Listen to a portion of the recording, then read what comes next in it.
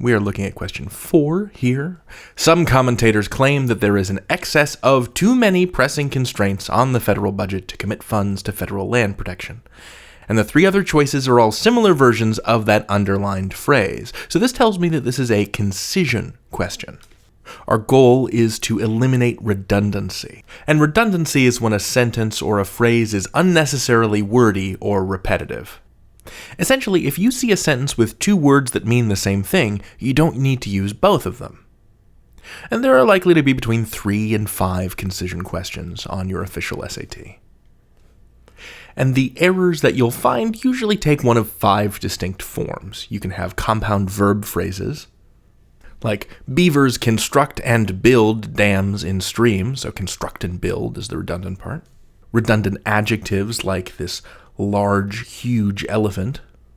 Redundant adverbs like quietly, she silently entered. Redundant nouns like a symbol and representation of wealth. And redundant implied descriptors like varied differences. Varied differences is redundant because differences already kind of implies variation.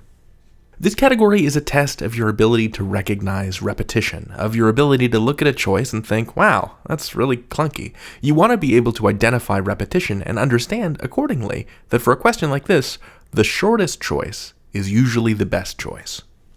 So let's take a look at our target sentence again. Some commentators claim that there is an excess of too many pressing constraints on the federal budget to commit funds to federal land protection. Whew, excess of too many immediately strikes me as clunky and repetitious. If I were just going to edit this sentence, I'd say there is an excess of, or there are too many. Because right now, that's just too much at once. Excess of is redundant with too many. If I were going to fix that sentence, I would just choose one. This doesn't neatly fit into our 5 categories because many is being used as an adjective to modify constraints, but it is still very awkward to look at. Now let's go over to the choices because excess of too many is the no change answer, and I think it's too clunky to stay, so I'm going to eliminate that one. Our other choices, B is too much of an excess of.